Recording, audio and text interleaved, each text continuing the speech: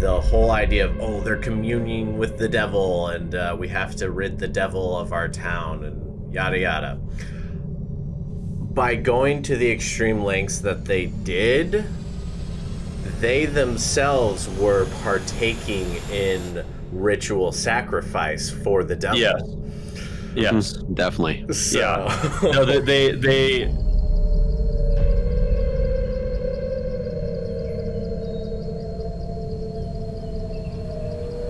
Hello, and welcome to the Fictitious Dark, where we explore the line between the truth and the... I forgot. It's in the title, fictitious. Fictitious. Yes. Okay, I'm Katie. Oh, we're just going from there. I'm Brandon. I'm Rick. Hi, I'm Josiah. Who normally does this? Fair. And today, we're going to be talking about something that we have referenced before on this podcast, specifically an episode I think everyone needs to check out, the Skinwalker episode. That's to get that algorithm going. But it's true. Skinwalkers every single episode. But it's true. We did talk about it on that episode. We mentioned how there were Skinwalker trials where many people died, and we referenced, another kind of trial in America that was based on hysteria around the supernatural. And of course, it's the famous Salem witch trials. They teach this in schools. This is a pretty common thing to discuss. Ooh, spooky. Yes, sir. Have you guys seen much Salem witch trial media in like movies and stuff, such as the only one I've seen is what we're about to say. The Crucible. The Crucible. Yep. There you go. Classic. Oh, some Daniel Day. Did a scene from the play once. Never done the full thing. And then I've seen the movie. The movie I think it is great, if only for the performances. I think that they're fantastic and really kind of put you in the mind of what a lot of these people must have felt in terms of having to, have dualistic thinking, deny the truth to survive, and kind of give in to the mob, which is obviously a terrible thing. But yeah, I haven't seen too much other media. I know earlier we watched a clip. There was a TV show called Salem that came out at some point in the last few years, and it was the dunking scene where she's in the chair getting dunked in the water. So yeah, I did watch that one. Really good. I do recommend it. It's full on, fiction. Like it goes like everyone, like they're real witches and everything. Okay, interesting. Yeah, like not all the witches are necessarily the bad guys, but like it just it's full on fantasy in that regard. But it's good though. It's very entertaining and solid. And there's a scene that is the funniest thing ever, simply because it is just a little gag, because every like witch has their like demon that follows them around, which is an animal. And so like there's these witches that are gonna kill a priest or whatever, and he breaks free from his constraints and he grabs their demon and throws it in the fire, but it's just like a tiny little white poodle dog. And so he grabs a real dog and it swaps to a stuffed animal and he throws it in the fire. It's so funny. I love it. But so Salem and the Crucible, definitely recommend those pieces of media. I'm a big fan of both of those. But it seems like Salem isn't PETA approved though. Correct. Yes. Okay. It's I'll find the clip to put it in right here. So. There's a similar scene in the I think it's The Good Doctor with Freddie Highmore, where like he gets the dog, like they just like grab it and throw it against the wall, and it's like in slow motion. And it's very clearly like a stuffed animal. So he's just I am not a witch. I'm not a witch. So yeah, I know for me, I was taught about the Salem witch trials at my private Christian school, but I've heard that apparently in some public school systems it's not taught, which is ironic in some ways. But I learned about it in school personally. That's most of where my original knowledge came from, and like the trivia that I could be incorrect, but they obviously have the tourist trap Salem, and then they have the actual original town that gets away from all that. Which I think, again, like we were watching something earlier, Katie and I, where it was like, I forget, like at the time there was Salem the town and Salem the port city, and there was some potential kind of rivalry there, and there might be some things in the background between the Porters and the Putnams in terms of what might have led to certain frictions during this whole thing. Isn't I saw a thing, isn't like at least one of the spots where they were hanging people, isn't that like literally like the same spot as like a public park now? So there's like a playground. Yeah, I think so. Yeah. It's kind of yikes. Wild. But I My mean, caller isn't listening. isn't that the entire world though? I mean, Pretty the much. whole like Indian burial ground idea and stuff like that. It's like the entire world's a burial ground. But Well, and especially like when you get over into like the colonial states, like living in New York again, like there was a lot of times where, you might live in a building that's like 150 years old and that's not very old, but then like you're walking down the street and, there's a building that was built 2 years ago standing next to a building that was built pre, the foundation of America. And that's just pretty commonplace. I mean, I think one of the oldest buildings in New York dates back to like the 1500s. And so when you think about a lot of these towns too, like, it's very population dense out there versus like landmass. And so a lot of things are like built up and around each other, or just like things are demolished and built over. But like, kind of like we talked about in the previous episode with JFK, like the idea that like if something is like horrendous enough, like the energy can still linger, or like if people continue to like endow that space with the energy, like, there can still be like haunts or what you will, even if like the topography of the space has changed. Along those lines, this is kind of like a nature-based thing. I don't necessarily believe this is true because there's plenty of places in nature, woods, various other things that can carry these kind of energies. But to me, it seems like when you create a building, like as a human, it creates will. Like you need will to create it, and therefore, the very act of creating something, you're putting your will into it, your energy. So I think that maybe the reason buildings are usually more haunted is because perhaps people spend more time in them, and it took that willpower to create. In nature, maybe energy can recycle a bit more easily, and then in these kind of man-made areas, the stuff will linger longer because of how they were constructed, perhaps. yeah. Yeah, so I guess like getting right into the nitty-gritty of the Salem witch trials themselves, the thing that really stands out about it is just human nature and how crazy just social dynamics can get with people. Because you can like take the idea of the Salem witch trials and like apply that to many different social settings. There's a reason why it's like literally like a saying to be like, oh, they're just on a witch hunt.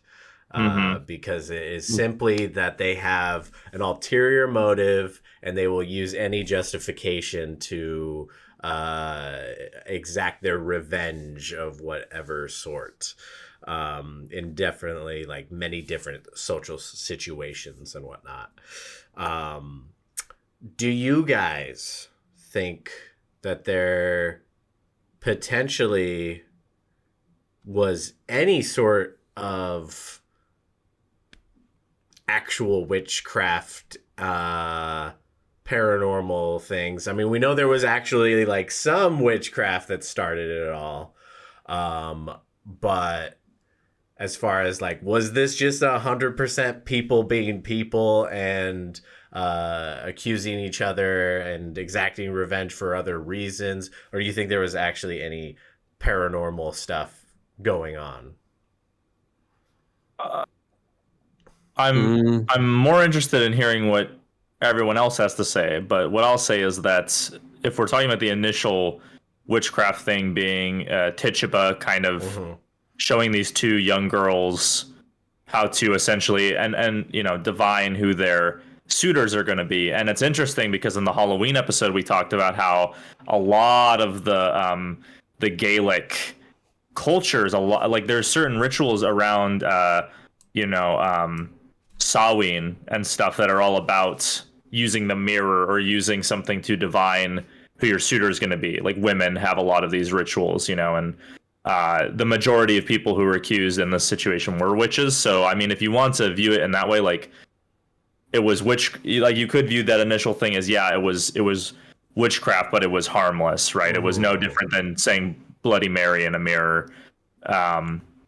So my sense is that no, I don't see enough like evidence of the supernatural. The only thing I could like Machiavelli brain that it was witchcraft is that perhaps I'm not accusing Tituba here necessarily, but something that you could, if you want to view it in terms of other cases where we discuss like potential devilish or satanic dark force kind of manipulations, is what you would do is you would create, you are the one perpetuating the dark magic, but your dark magic is fueled by strife. So you would create a false scare when you actually are doing witchcraft that's nobody knows about, because you're not gonna. It's like the skinwalkers where, they might meet separate away from everything else to do the actual dark magic, but they're not gonna just like do it with whoever in town and risk being exposed. So that potentially you could like say someone was feeding off the mob mentality going on, but there's no real evidence that really struck me in terms of there being anything other than some divination to find who I'm going to get married to, because these girls, they're in the Puritan environments. What's interesting to me about this whole scenario is that they're very much like, this is what you're going to do. These are your priorities. You're getting ready to get married. And then the little girls, in essence, whether intentionally or unintentionally, their actions is almost like a revenge against the society in a way. Like maybe even a subconscious revenge striking out. And we've seen this too. This kind of connects everything, but in the really early episode where we were talking about the hauntings, the little girls who wanted the attention, and they did things to and acted weird and had different voices, and it seemed like they wanted the attention of the haunting. So that's just my opinion. Yeah. I also think that, we're in a culture that was like basically rooted off of almost, when everybody was coming to America, they wanted freedom from, religious prosecution, but yet it seemed like this whole town was just, built off of the same religious persecution that it had. And I feel like they're like trying to build like almost like their like perfect town, and they were going after anybody that was different or anybody that didn't seem like a perfect citizen. Is like, for example, Sarah Good, she was not married, she had a kid, she lost like everything from her husband, from her family inheritance, and she didn't even really inherit much, because back in the day the inheritance went to the sons, and I think she was part of like a big group of daughters that only inherited like a little bit of like land, and she had to sell that land because of her husband's that she married debts that he had. And a lot of the town would talk about how she was like kind of like a, what's the word I'm looking, like kind of down and out kind of person, like very negative, instead of like leading people to praise God or anything like that. She would like tell them about like the bad aspects of life. And it seems like that wasn't what the town wanted. They wanted everybody to live in this like Debbie magical, Downer. happy land where, we can pray everything away, and, not everything will be bad if we, pray to God, he'll fix everything. But it seemed like Sarah had a tough life, and she probably was persecuted because of the way that she would speak in these negative aspects of life and society. And I can't remember if we've talked about this before, but from just talking with other people, some cultures theme like if you talk negative, you're putting that negative energy out in the world, and you're basically almost like casting a negative spell, if that makes sense. And I feel like that's one of the reasons that maybe she was, picked up on with Tituba as, a potential witch, because she was basically going against what the whole town wanted.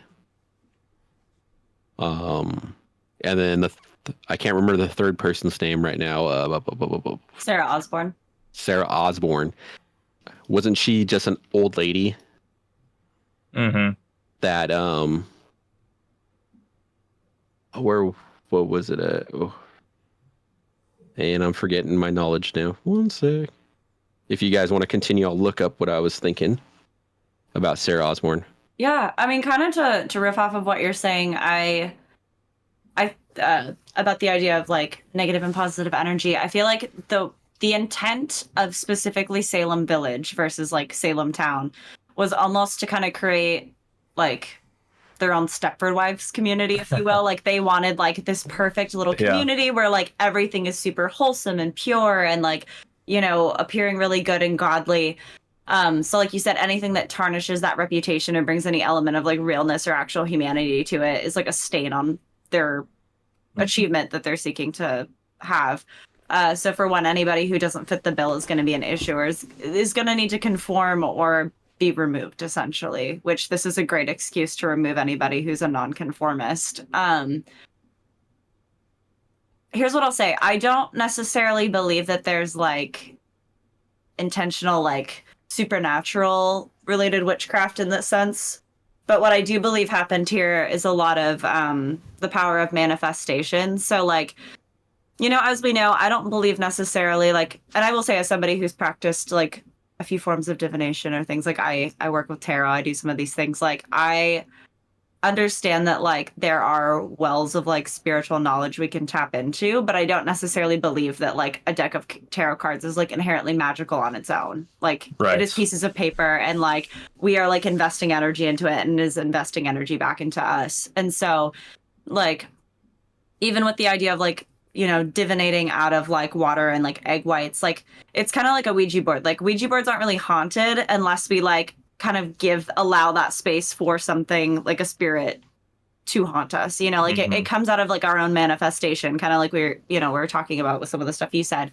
And so even with these girls, like I almost kind of see it like, when you see these more modern like horror films of like kids playing with a Ouija board and they bring forth a demon. And like it kind of feels more like that to me, if anything, where like they were playing around with some stuff and they got scared and like in their own minds they convinced themselves that like they were sick. And again, we know from like psychosomatic symptoms that like your brain can force you into illness if you are like stressed enough. Like cortisol is like literally the most deadly thing that we can like possibly consume, and we make it like all the time in our society. And so if they're already worried, like, oh, and again, it could be a guilt thing of like, oh, we weren't supposed to do this. Like our parents left and like we did something shitty that we weren't supposed to do. And now they're harboring a lot of guilt and it's bringing upon illness. And so out of their guilt, they want to place the blame and they want to scapegoat, because that's what they've been taught in their society is like, oh, repent and scapegoat and push it onto somebody else, project it onto the devil. Like you're pure. It's not you. Somebody else must have done this to you.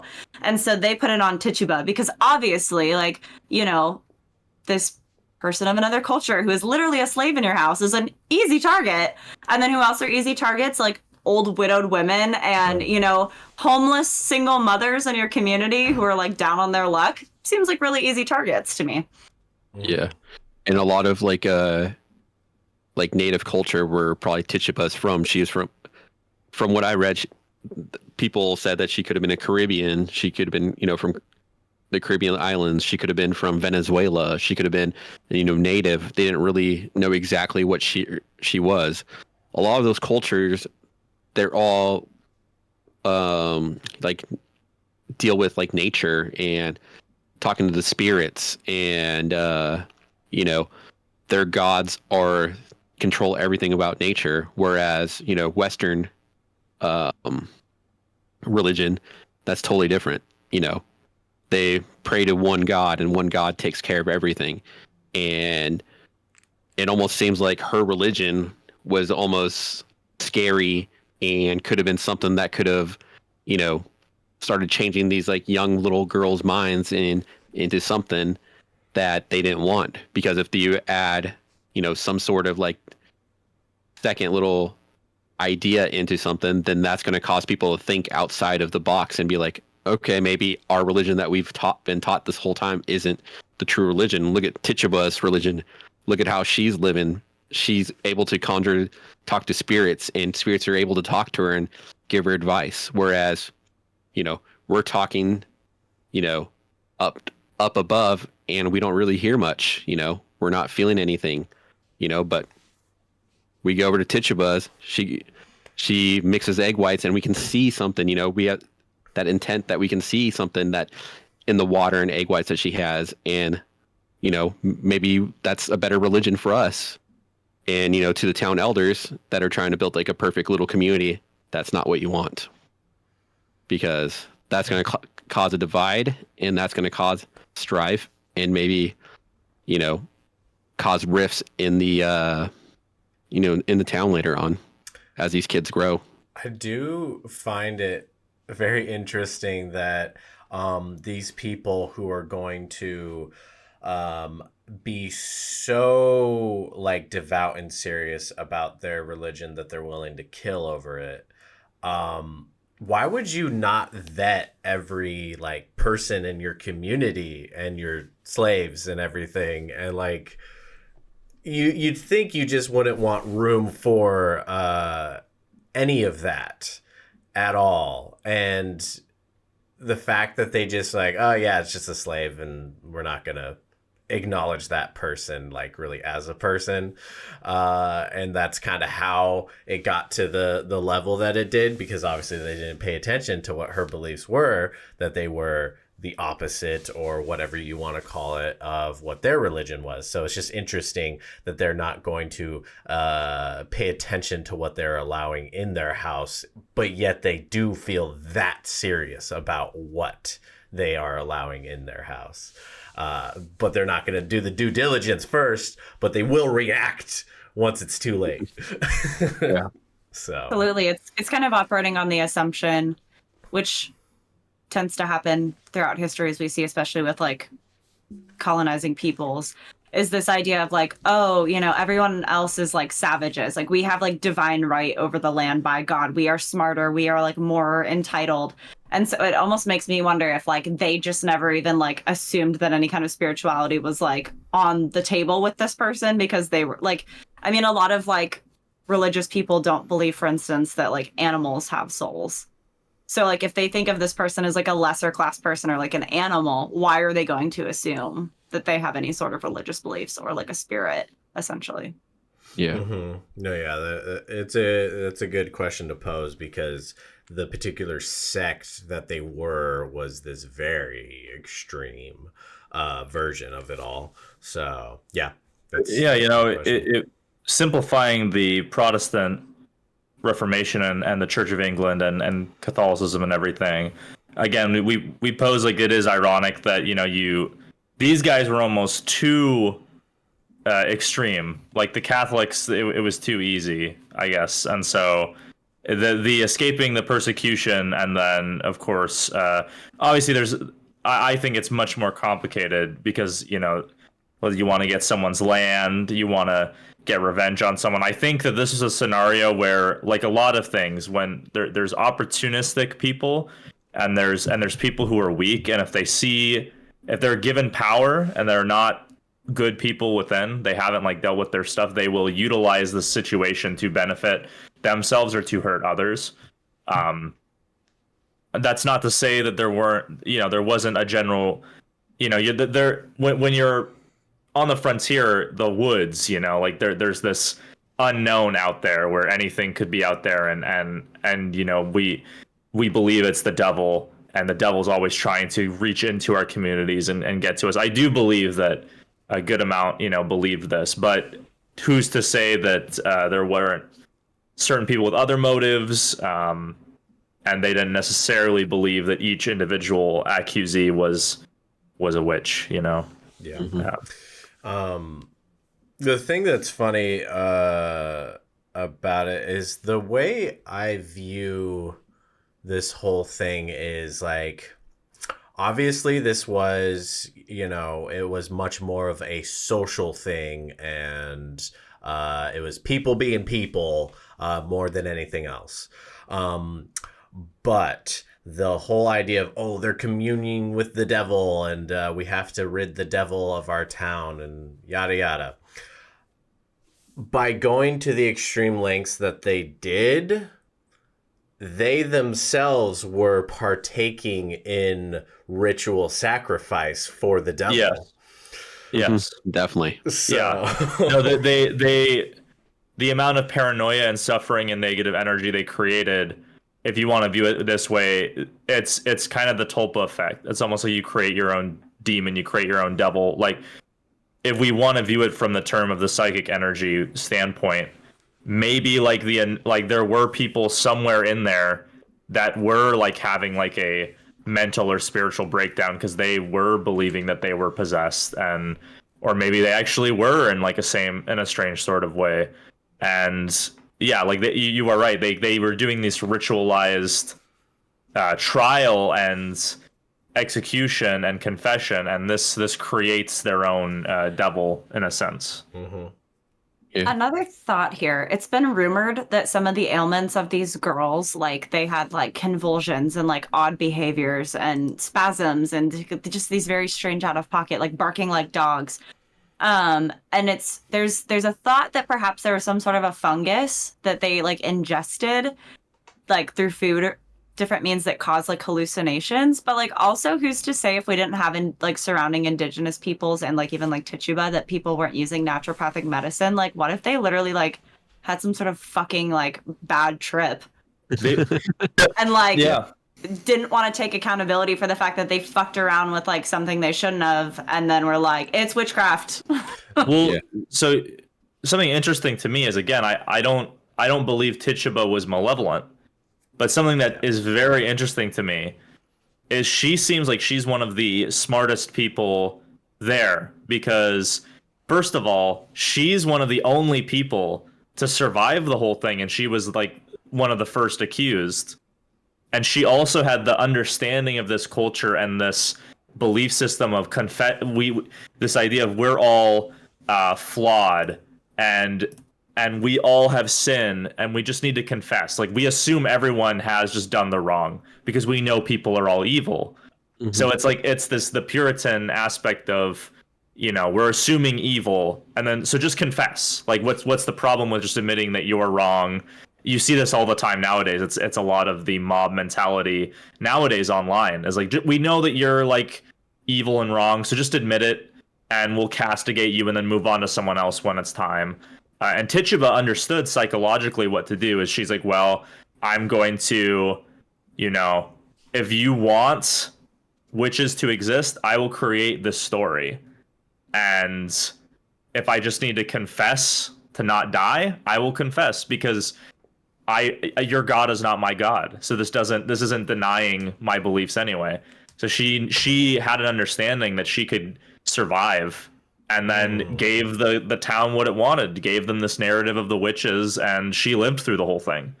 Like, I think that's what I take away most from this whole thing. That is pretty crazy. You kind of don't really think about that part. But no, as far as with what Katie was talking about of the bad trip, there's literal evidence of that, because the mold, I forget what it's called, but ergot. Yeah, ergot. So if anyone doesn't know about this theory, they were eating grain, specifically Rye. Rye. yes. And there is an actual common mold that can grow in rye, that turns into ergot, and then ergot actually has the components of LSD in it. So literally, it is very possible that they were consuming LSD. Yeah. So it's like, it's a legit possibility that like, maybe not all of the accusations were caused by LSD, but it's kind of likely that maybe at least one of them was, especially considering there was how many accusations in total. I mean, each of these main girls, there was like 3 of them, and each of them was like 60, 80, 150 like accusations that they made. I think there was like 200. There was a total of about 200 accused. Exactly. Yeah. So it's like, you can guarantee that somebody was maybe doing something, dreaming, tripping, and saw something. They're like, oh my God. Yeah. Well, and kind of going back to what I was saying earlier, my suspicion is like, again, think about it. You have like this pastor's daughter, like this middle school girl who's been severely restricted, and like her and her cousin, and like they're just like, I mean, they're like the kids from the town of Footloose. Like they're not allowed to do anything. And what happens when you restrict children? They rebel behind your back. So they go out of town, and it's literally the equivalent of like the pastor going out of town and his daughter throwing a huge house party. Like, and doing drugs. Like, that is what this is. And so it's like, again, let's say they're like fucking tripping on the ride, not even knowing that this is in it. And like, instead of them being like, oh, like the slave like gave us a game, like I could just see them being high and being like, oh my God, like teach us something fun. Like where they're just having this like silly little girls' night, and they're doing this shit, and because they're high, they look in the egg whites and are like, oh, we see a coffin. Like this is bad news. And it's like, girl, you're just high. Like they're out here doing okay. They're out here doing body shots of rye. They're out having a good time. Yeah. Yeah. I think like the another thing to add with the whole of how crazy like the Salem witch trials was the whole like court cases system that they had. They set up a court to hear basically like a group of people of jurors and magistrates that was called a court of Oye and Termine. And basically it was, they would hear the cases, and sometimes that same day they would cast down their decisions. And I think the biggest thing that, from just reading is that when they were admitting spectral evidence, that's when things were out of hand, because everybody was having these dreams and getting visited by this spectral image of, this person down the street, or this person that I don't like, and I think that's where you could accuse people without even having any evidence, people that you didn't like. And I think that's when it started getting out of hand, and you started to eliminate all your enemies that, were around, and you're like, oh wait, I saw this person in my dream. They turned into a dog or something like that. And, you can't really read other people's dreams or see what people are dreaming about or see what they're seeing. So you can't really deny what they're seeing is true or not. And especially back in those days where there's not a lot of, significant advancements in science, people are going to believe, what they're seeing. And maybe a lot of it might be a little bit of ergot poisoning too. And so I think that's when it got out of hand, and it just started becoming, the whole, maybe it's our first experience of cancel culture. Yeah. It definitely feels like, again, even if it started off with a few like silly teenagers like having a bad trip, what happened is like how news and gossip spirals. You start to breed paranoia, and like even like we see in modern day, like we've had a lot of current world culture situations that could be like not necessarily scary, but very serious, that have become very scary because of how like news media and how society like purports that information and continues to pass it along. And you look at even like the binary divides we've seen over things like how to handle the COVID pandemic, where like people were like ready to like stockpile and like go to war with each other over like the virus. And it's like at the end of the day, we should be looking at like, okay, like what is this? How do we realistically classify it and how do we deal with it? And instead everyone is like, you're the problem, and like taking sides. And like that's kind of what this town did, is like instead of looking at it and being like, okay, let's get to the root of the problem, like what actually happened with these like couple of middle school girls and why are they so scared and why are they acting so strange, instead of actually investigating like the cause of the symptoms, they got paranoid. And like from there it was like, oh well, if that happened to them, then this must be true. So like this person that I've always had a weird feeling about that I just don't like very much, like they must be this, you know, they looked at me weird and they like had a sigh when they talked, like clearly they were like casting some incantation, you know. And it's this paranoia that sets in where you start to believe that like things that are seemingly like and factually not related whatsoever to your belief system start to infiltrate your thoughts, and you delusionally fabricate fact out of fiction. Mm-hmm. And yeah, what's the biggest enemy of a religious, you know, town? The devil. So you're gonna go straight to the big guns and be like, the devil is in this person. I swear, I've seen it. They're in this person. And right away, a town that, you know, is already scared for their children, they're gonna jump on every little accusation, you know, to keep everybody safe in town. Absolutely. And yeah. You know, I feel like it's something that we saw, like, you know, in what was it, in the 50s with oh, that person's a commie, and then people get blacklisted. And then same thing with cancel culture in, you know, 2020s, like before, or 2010s, you know, that person did this, there's no evidence yet, that person hasn't gone to the trial, but nope, we gotta cancel him, nope, no more.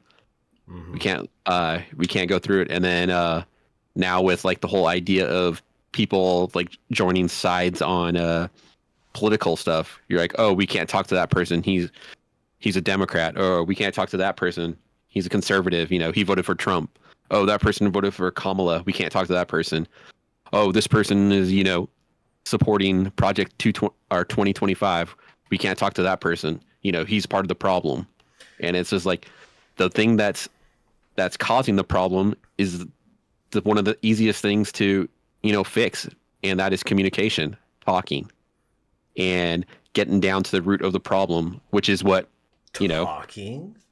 Ew. Yeah. Tribalism for the win. Right.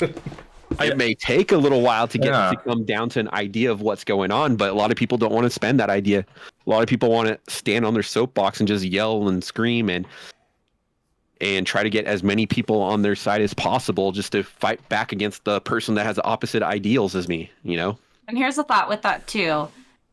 You know, they talk about like, again, if we're looking at like politicism, it's like, oh, the idea of like the collapse of government or democracy or whatever, you know, on both sides, everyone's like, we're going to ruin the country. And like, there's this massive fear. Or you look at like the witch trials and it's like, oh, Satan is taking over our town. Like he's going to ruin the town. And like, is that really their deepest fear? Or is the deepest fear that we're ruining the town? We are ruining the country. And we don't want to take accountability for that, for like our own like collapse of society. And so like, let's put it on something else. Yeah, definitely. Just thinking about it, back in the day, the scariest thing to them was the devil.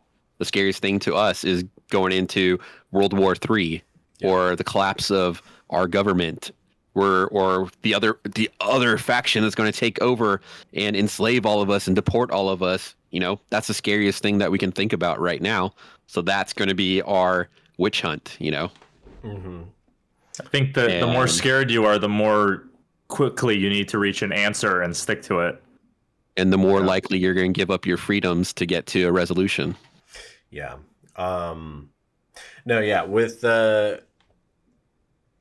this kind of stuff, it does make me think about, you know, if you're going to put a paranormal aspect to any of it, in almost like every culture, demons are centered around emotions. A buildup of certain emotions creates certain demons. There's, you know, a demon of anger, a demon of revenge, or whatever. You know, it's very specific.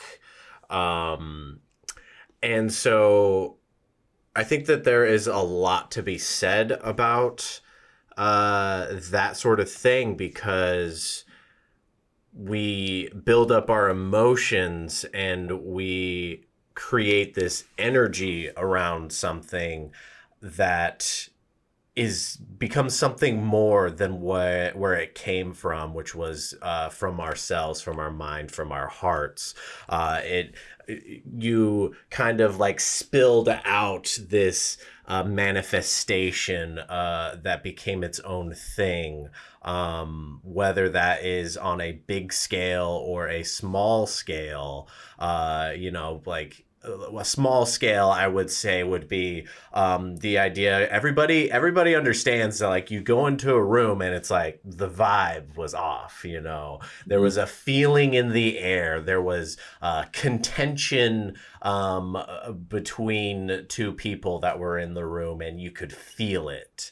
It's something more than just I'm putting two and two together and I can analyze this and tell that there's something there. No, you actually feel it in your bones, so that would be like the small scale of manifestation. But then the larger scale would maybe be, actual hauntings or poltergeist or some sort of congregation of demonic entities and stuff like that. So when it comes down to the Salem witch trials, I feel that it was a mixture of both, where, yes, it started with people being people, and then they themselves breathed life into something that was much more negative and chaotic than their initial intent. Specifically,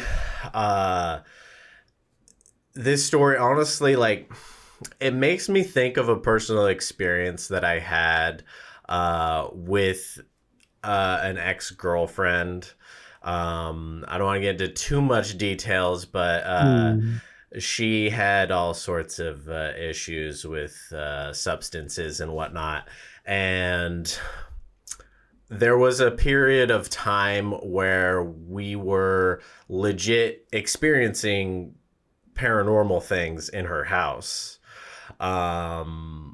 Little things like the most undeniable circumstance that I can think of was this one night we were the only ones in the house.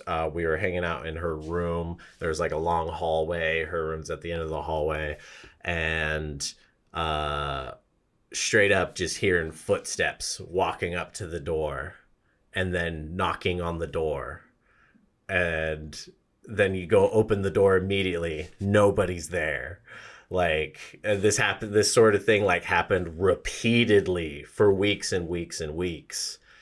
And then at the same time of this, I was trying to help her to get off certain substances. And during this time frame, it just started all escalating, these like paranormal things and whatnot. And then she started having marks on her back. She started just doing weird things where it became a point of like, I started to get confused of what reality was, because she had a little bit of a lying problem. So stuff with marks on her back and her saying weird things and drawing symbols and stuff like that. I'm just like, is this actually happening, or are you lying to me right now? Like, there was just so many instances that happened that, like, looking back on it, there was some serious things that like eventually came to a head, and potential possession was involved. But I don't know, because she also had a drug problem, and she also had a lying problem. So to this day, I can't say what it was I experienced because I don't know if she was lying to me. I don't know if there was actual paranormal things going on in those particular moments.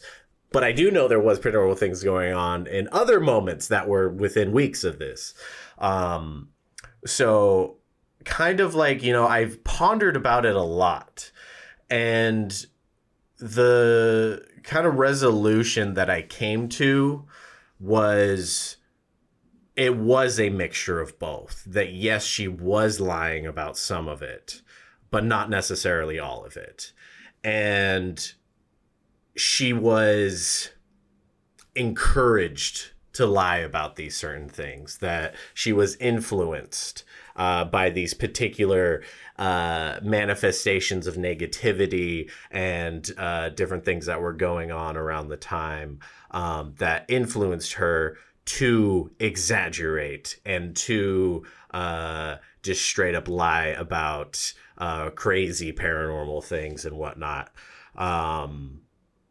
And so that just kind of like changed my perspective on the idea of like, there's these stories of the Conjuring 2, there's these circumstances where children are lying about paranormal experiences and they investigate and it's like, oh, it's all a lie.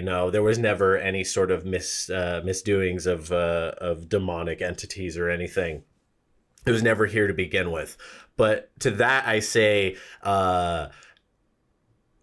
it's both, that chaos is the goal, and within chaos you want deceit and you want lies, and you don't want anybody to understand anything. You don't want truth to be in the atmosphere at all. You want everybody to be confused. You want nobody to trust anybody, nobody to believe anyone or anything.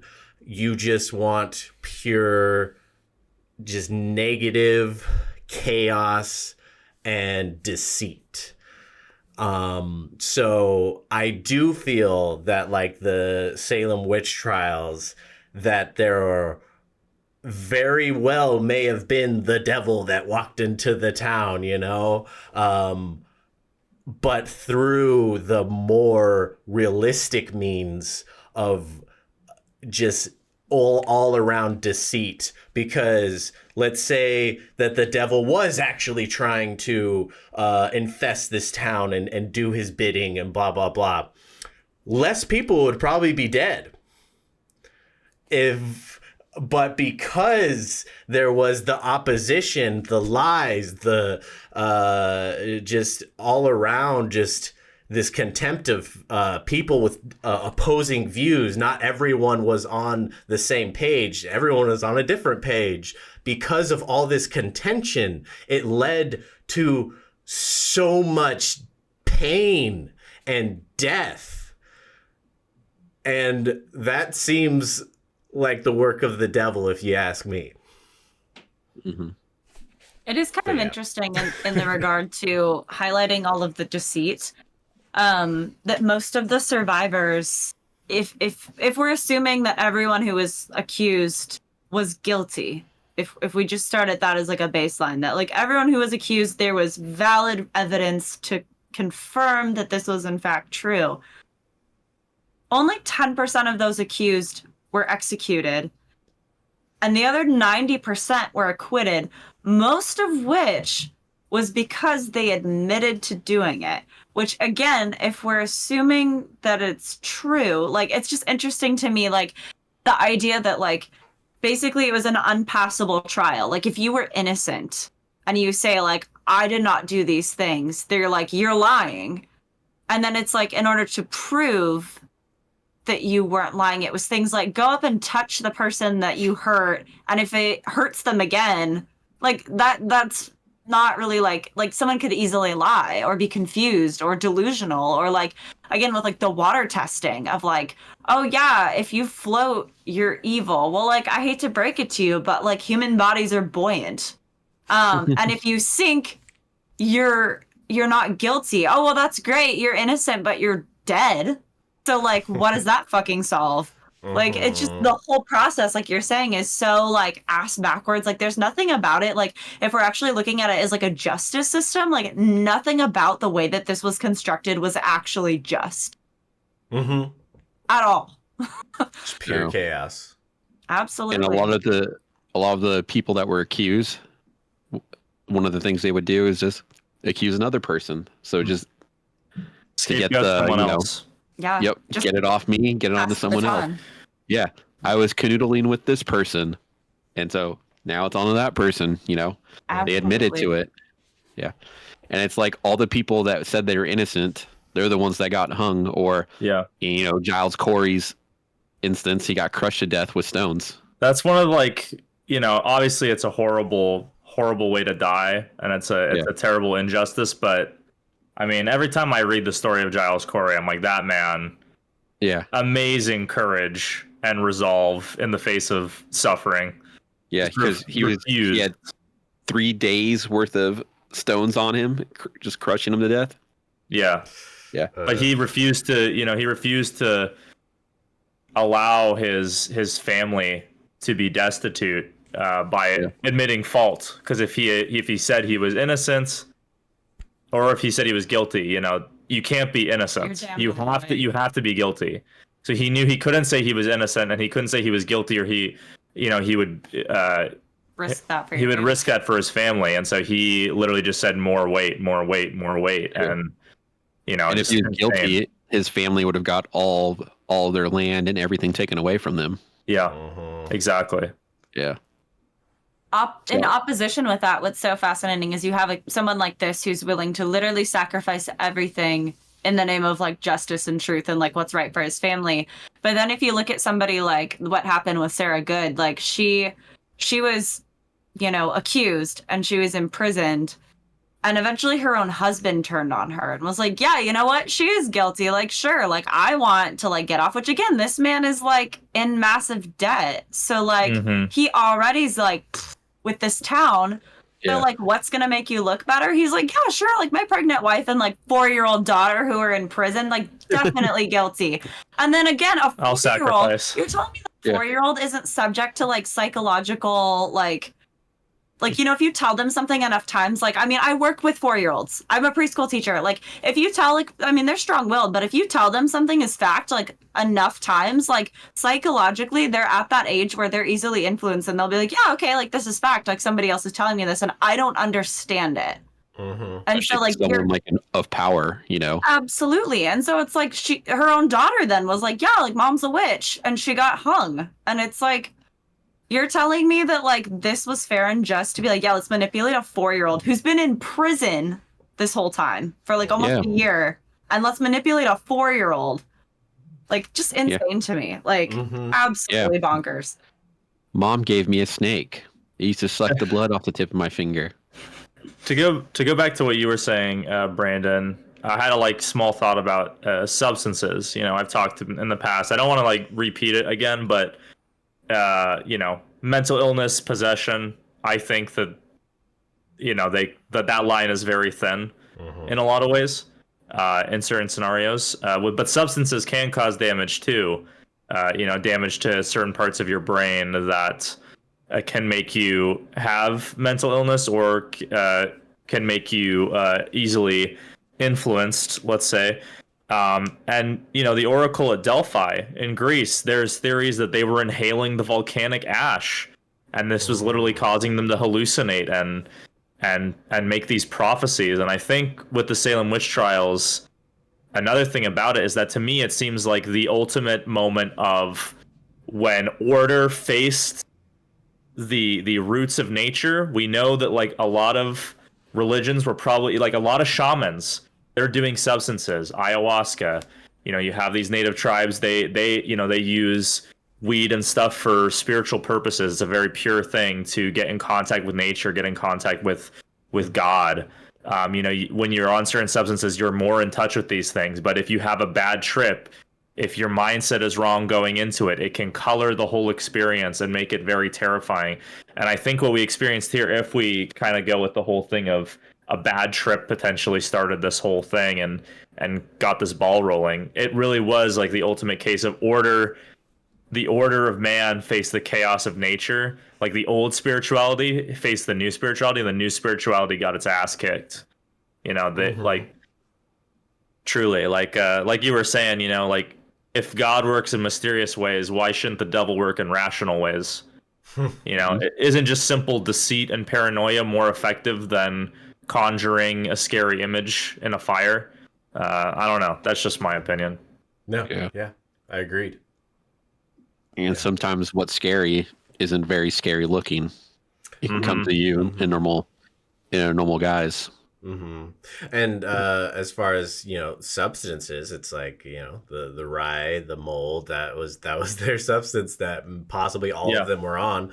But then at the same time, the one thing that I did see as far as that theory goes is the children were more susceptible to it because smaller bodies and, you know, just a lower tolerance to this substance, LSD mold. So yeah, it's I do feel like it had to be like at least a small factor in there. Yeah. Here's another thought as we've been talking over all of this. So we started out with Salem being down at the port. That was the original location where they landed. And this group of people decided that they didn't like the town. So they chose to remove themselves and move up onto the hill and make the Salem village versus Salem town. They had a really hard time keeping preachers in town, mostly because they weren't paying them the full amount of wages. So it's interesting to me that all of this conspiracy, if we will, is rooted with the preacher's daughter and his niece. So, like, again, this is like kind of out of left field, but like, what if there was this like really like more extreme fundamentalist group of like religious people within the community who basically like started like their own offshoot cult up on the hill? And like some of these other preachers came in initially and were like, yeah, no, that's too weird even for me. But they're just like, oh, like you're not paying me enough. Like I'm going to go back down the hill with these other people. What the fuck? And this guy is like, okay, cool. And he's like leading these people and they're living up there. And, you know, it doesn't seem weird to them because like when you're in a cult, it doesn't seem weird. Like you're like, oh, this is what God wants. And so like, again, who's to say like we've seen a lot of cults where they experiment with substances. I mean, like the most iconic idea is like drinking the Kool-Aid.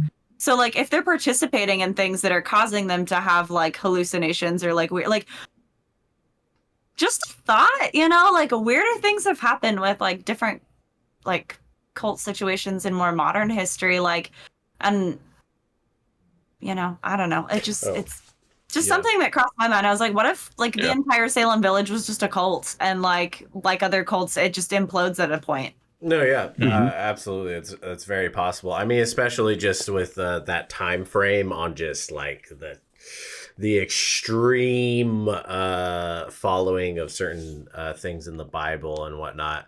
You know, they kind of touch on it in The Witch by Robert Eggers. They do the same thing. The book that you sign your name in.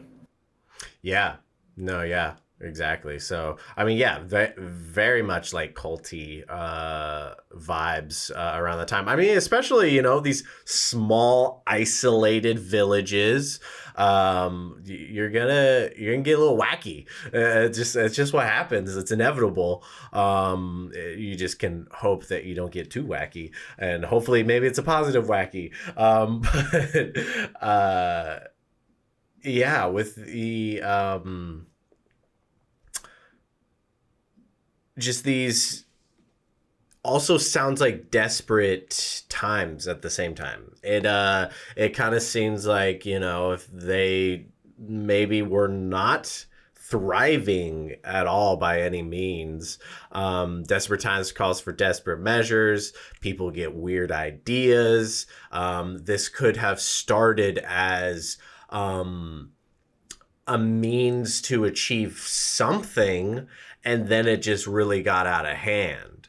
It could have started as just like a little lie that just turned into more lies and more lies, and what do you know, we just murdered a bunch of people. So preacher's daughter, preachers were all about getting paid. Like, maybe an extreme example is the preacher was in cahoots with his daughter, and they're like, well, if you were to make it seem like us preachers are really needed, if you just like had a little outburst and did something, or maybe this wasn't even a conversation, maybe she had the thought independent of her father, and it was like, this is how I can help dad out. The devil's here, and then it just got real crazy, Absolutely. So there's all sorts of possibilities with it. Absolutely. And I mean, we talked earlier about like the ironic fact that, again, this really, Protestant group of people were so against witchcraft, but ultimately they ended up basically like acting out ritualistic sacrifice. And so again, if we're looking at it as like potentially a cult like situation, like that is kind of the fundamental keystone of most cults, is some sort of ritualistic sacrifice down the line as it grows and snowballs. And so like, and I mean, again, we have other weird things that happen in the colonies back in these times, like villages that just didn't survive. I mean, sure, this will come up on a later episode, but like the missing colony of Roanoke and whatever the fuck happened to those people, like, like there's some weird shit that was going on back then. And like, there's a lot of stories, as we know, with like spirituality, of like the idea of like, oh, the trees can talk and the forest holds like mysticism and stuff. And like we said, if you're like these little villages that are like isolated out in the woods, like people get weird ideas, people get desperate, they're hungry, like,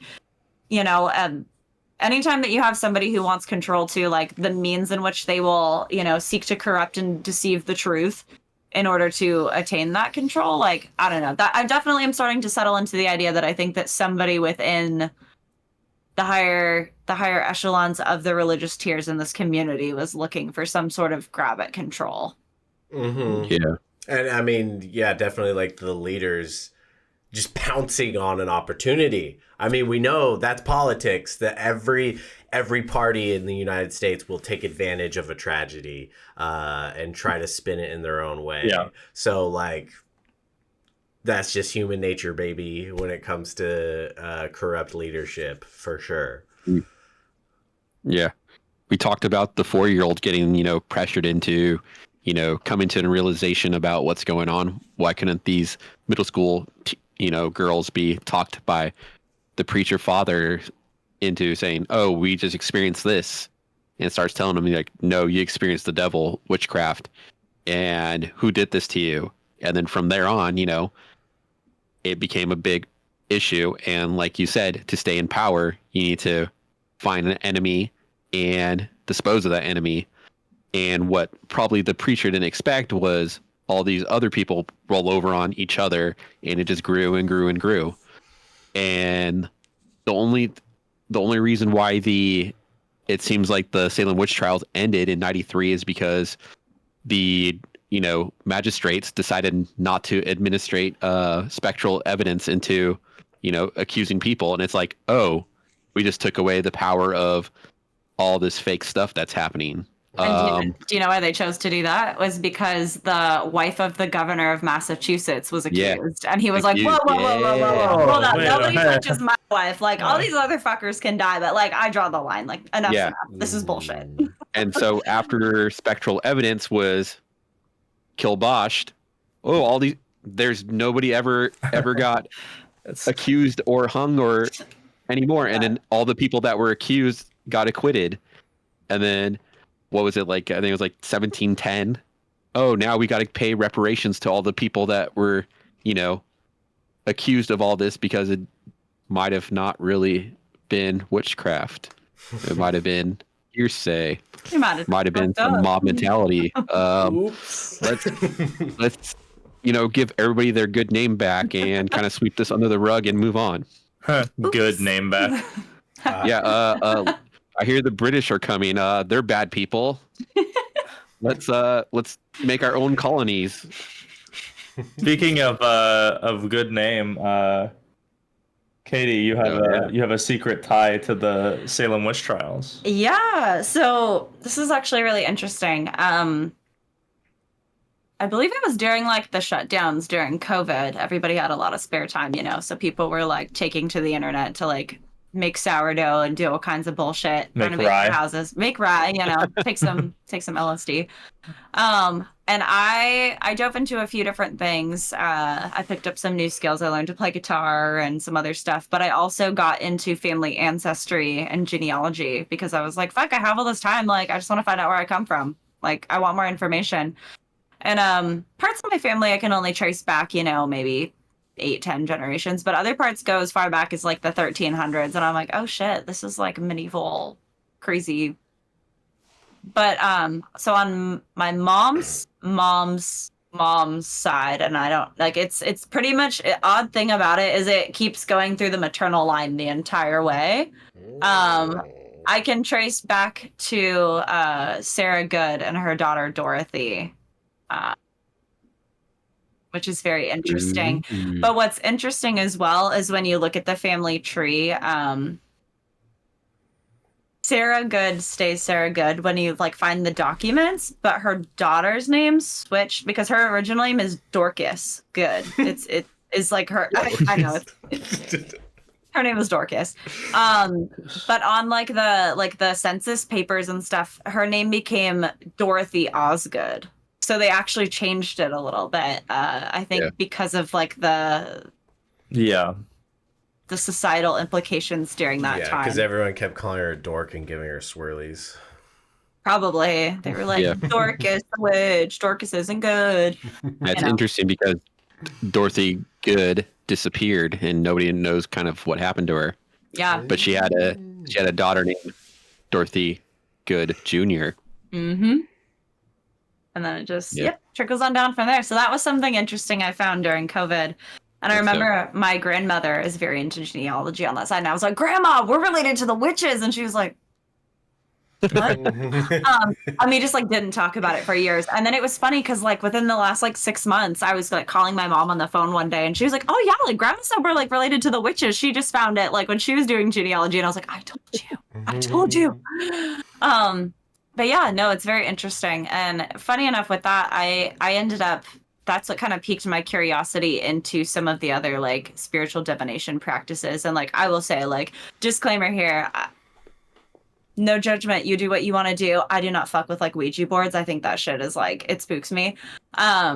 But yeah, like that's what sparked my interest in understanding like other forms of spirituality besides like what we're like primarily taught in America. And there's a lot of really interesting history of like, especially in my family, we come from a lot of like Celtic background of like paganism, and various forms of divination that were occurring across Europe and other various parts of the world at this time. But yeah, no, it's very interesting. And so it was kind of a cool link to my roots that like now these practices also help me feel more in touch with, but yeah, no, it's very fascinating. And I will say, as much as like the Salem witch trials are like the most famous, I feel like, or like the most infamous witch trials that we know of, like if you research like what was happening across other cultures during and prior to this time and even after, it's really insane. So like some of my other roots are on my dad's side are like out of Norway, like very, very like both sides of the family like or like come from Norway within the last like 4 generations.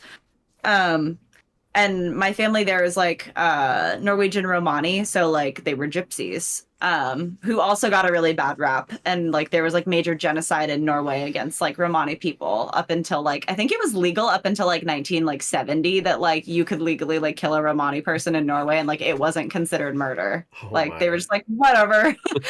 But they had their own witch trials that were like, so we always think like the Salem witch trials, like the burned at the stake, but like not a single victim was actually burned at the stake. Almost all of them were hanged, died in jail, or we had, the person who was pressed to death. Norway actually is where we get the idea of like people being burned at the stake. Like they actually burnt their convicted witches, and so there's like really huge monuments and stuff. It's very interesting. So like anybody who's watching, like if you are interested in like the Salem witch trials, I encourage you to look at other witch trials across the world and across history, because it's very fascinating. Oh yeah, Europe has so much more than than as far as I understand, a lot of what America has. For sure. Just because of when America was founded, but that period, especially like, you know, not only the witch trials, but the, you know, the vampire hysteria, all the graves being dug open and staked and whatnot. Europe, I haven't not looked into the Norway trials, but I'm sure pretty gruesome. Yeah, I you know, I do think the burning at the stake, a lot of that comes from probably that, and then Joan of Arc for sure. Mm-hmm. Because she was viewed as a saint by one side and a witch by the other, and they decided to purify with fire. So, sounds like we'll have plenty of material for plenty of witch trial episodes to me. Mm-hmm. And I'll say on the thumbnail, worse than the Skinwalker trials? Question mark. Were witches actually just skinwalkers? Were witches just actually skinwalkers? I mean, in a way, technically, that like, is. They kind of are, yeah. That's literally what. It's just skinwalker is a witch. Yeah. It's just Native American witches is what it comes down to. Yeah. I think the thumbnail should just be like Salem witch trials. Was it the Skinwalker Jonestown? God. Watch and find out. I think that 4-year-old was a skinwalker. Good old Dorcas. Was Jack the Ripper a Salem witch? I think he was a dog man. Also, every time someone talks about Dogman, like just for anybody out there who is aware of the Halloween Town series, I always go back to like Sophie in the first one when she's like, Dog! And like, I want that soundbite, like every time we say Dogman, to just like, at some point we'll have a soundboard where we can, you know, we can pipe some of this stuff in. Absolutely.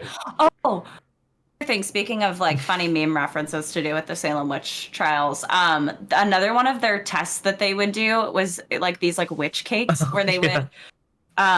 It was like you had to bake a cake using the urine of the afflicted, like that you were like accused of afflicting. Yeah. And you baked a cake, and then like it was assumed that witches had familiars, which at this time were considered to be dogs. So you had to bake the cake using your afflicted's urine and then feed it to your familiar. And if the familiar had afflictions, then you were guilty. What type of grain did they use?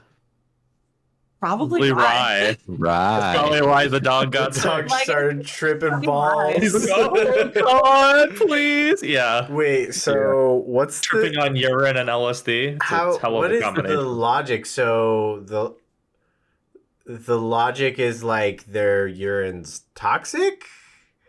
The logic is that one of the higher ups in the village wanted to do some real pervy stuff, and this is the best way he could think of doing it. Probably. Yeah. He was in the golden showers, but yeah. He really just wanted to see like how far these people would go. He's like, how loyal are you? Like, what would you do for me? Would you eat a piss cake? Would you feed a piss cake to your dog? Would you piss for a cake? Yeah.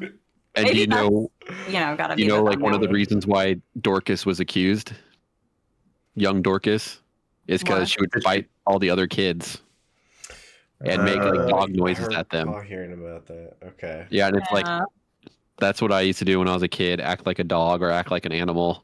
It's like some of us just had like, sensory processing disorders and like dimmed out in weird ways. Like that doesn't make sense. Especially when you're 4 years old and you're on LSD, you're gonna do some weird shit. I mean, listen, again, I work in a preschool and like I have kids bite me probably at least once a year. Like this is not abnormal, or like they just stick random shit in their mouth. I had a kid literally today. This is just a normal Monday. We get to like our closing circle time. He just takes his shirt off and starts running around the room sticking things in his mouth, and then by the time we get his shirt back on him, it's like backwards and there's a trail of like slobbery shit all over the floor, and like his mom's here and we're like, good, go home, bye.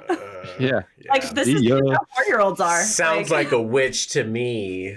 Absolutely. I also have another question for you guys. Mm-hmm. How many of you guys have a birthmark?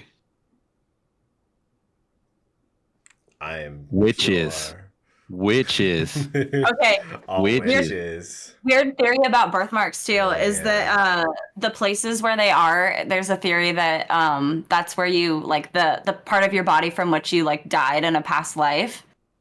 So I got one on the crown of my head. I have one here, and then I have one on my ass. So I also Yeah. have one on my ass. I have like a white So, one on my ass. looks I have one looks right like near my Count face. Vladimir I'm looking at the Dracula. face.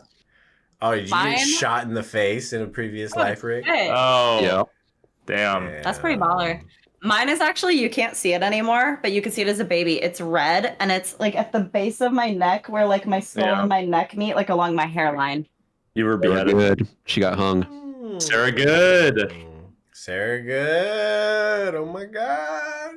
Like, What's listen, up, is it my Sarah? ancestors or am I just reincarnated? Right. Oh, And she's messing with witchy stuff too. So yeah. Yeah. You I tarot haven't- card reading ass witch. I mean, listen, I'm not feeding anybody piss cake yet, so you know it hasn't gotten that far. not Yeah. that Messiah knows about. That's Josiah's It's favorite okay, treat. It's okay. They're meatballs in there. It's not. Oh, piss meatballs. Yeah. Piss balls? I- You thought that was chicken stock? Haha.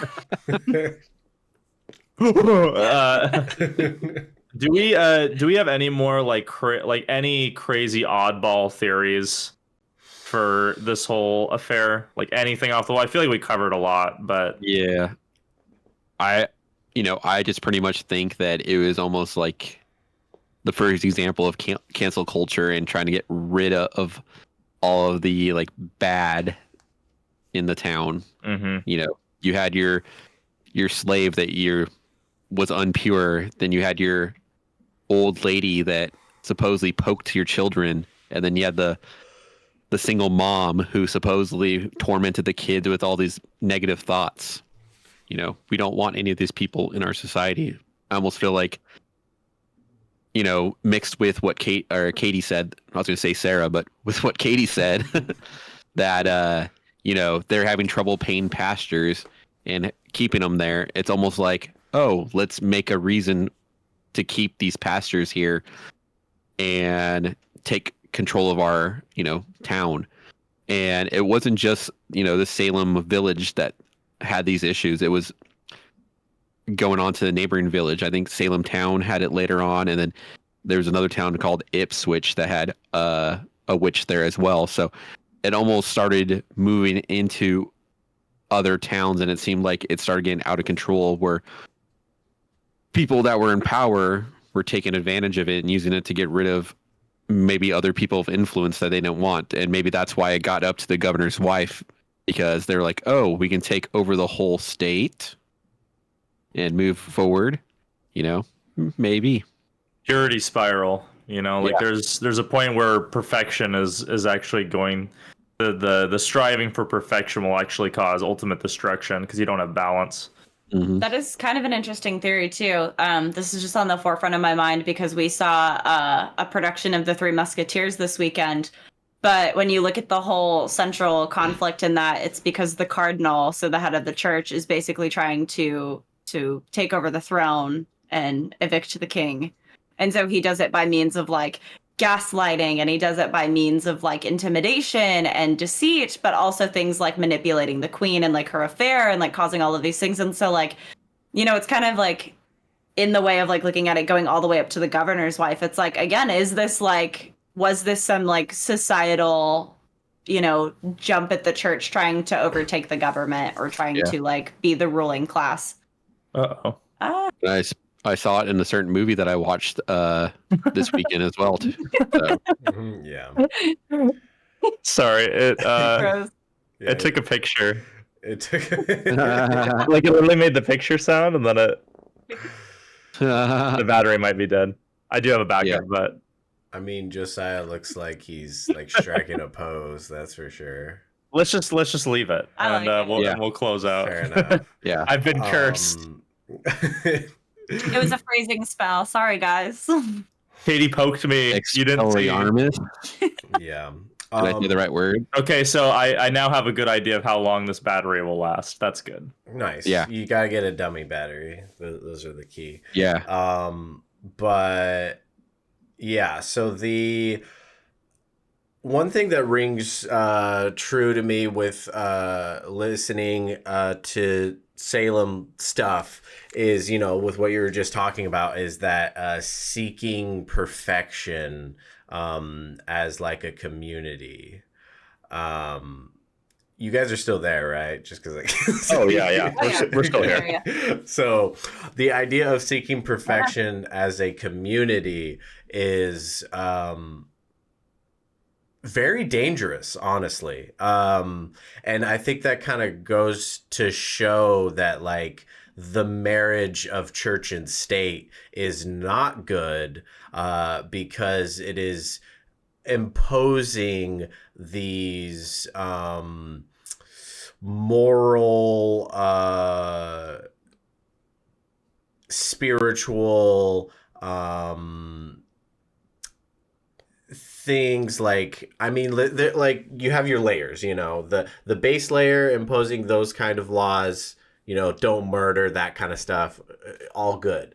But when you're trying to do this perfection and you are holding people to a standard at the threat of imprisonment or execution by state, that is dangerous territory, because when it comes down to them trying to be perfect in the eyes of God and trying to live their gospel the right way and everything, that is such a personal journey that if you try to impose it on a whole sect of people, you can't have these consequences that you are going to inflict on them. You need to actually believe your doctrine and know that as far as if anyone is worthy of consequences, that their sins were that grievous,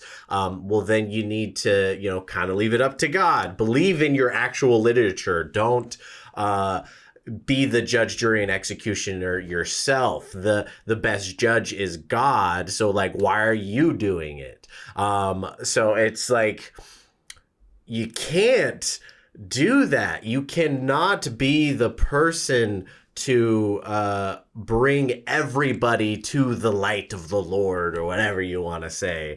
You can do your best to teach and to try to show people the way, but you cannot then act on these principles in a way as if you are the authority. They believe in a greater authority, so why are you putting yourself in that position to be that greater authority? It is not something that is achievable when a whole group of people is living under threat of punishment in order to live by those standards, whatever they may be, because they won't truly believe those standards because they're only doing it because they're afraid. You cannot govern by fear and expect this result of perfection. It's incredibly dangerous to go down that road, and it's something that like I find kind of surprising, of just time and time again people going down that exact road. And it's like, focus on yourself, do what you can to help your fellow man, but you cannot enforce.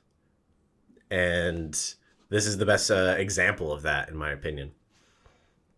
Well, people get drunk with power. Mm-hmm. And I think they get so drunk that they don't see anything else but ruling with an iron fist, or, their own ideals are more important than anybody else's. Mm-hmm. I know what's right for everybody. Mm-hmm. They don't know what's right. And then they start thinking that they're one step below God. I am God's messenger. I hear the word from God. And then what's the next thing they say they are? I am God. Mm-hmm. Morality has to come from free will. If people don't choose to be moral, it's not real morality. It's fake. Mm-hmm. if you don't have the opportunity to abuse power, you're not really moral. Essentially, like if you're harmless, you're not moral. You're just unable to cause harm. It's different. Correct. And then just the the idea of like you're doing that with like a community. Well, do you expect the children to grow up and be perfect every step of the way, and then actually have conviction and believe they don't know any better? Well, how do they have conviction? You learn through trial and adversity and making mistakes. So yeah, it's all part of the journey. And sometimes you have to make mistakes to learn. And that's what a lot of people forget. Sometimes you have to make piss cakes to learn. Yeah. You gotta make a lot of piss cakes the wrong way before you learn the perfect recipe, Like Paula Deen taught me that. Yeah, Paula Deen didn't become Paula Deen overnight. I bet she's got some great piss cakes. I bet she's a witch. Yeah. She looks like one. Yes. But yeah, if we have any closing thoughts, then speak them now. But I think that was a really great conversation. Salem witch trials. We finally did it. Yeah. Skinwalker piss cakes. Skinwalker piss cakes, baby. Yeah, no. Can't wait for the Norwegian witch trials, the Europe witch trials, all the witch trials. We're going to get into them all. The Norwegian witch trials are what's going to get us shadow banned for obscene talk. Probably. In Norway. Yeah. You know what else? Well, almost talked like RFK there for a second. Okay, you cool guy here. You know what else? You know what else? We will curse anybody that doesn't like, subscribe, or comment. If you are a frequent viewer of our channel and you're not subscribed, please do so. I think we might need to put you through some trials to see what's going on here. It seems like you're guilty, and we might have to bite at your fingers. Honestly, new rumor is if you watch and you don't subscribe, you're a piss cake. Ooh.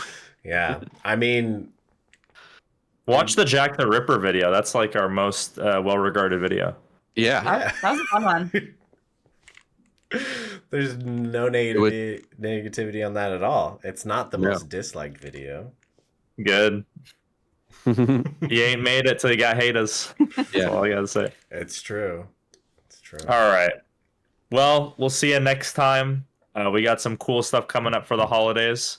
But how can I top the balloons? See ya. Can't top them balloons.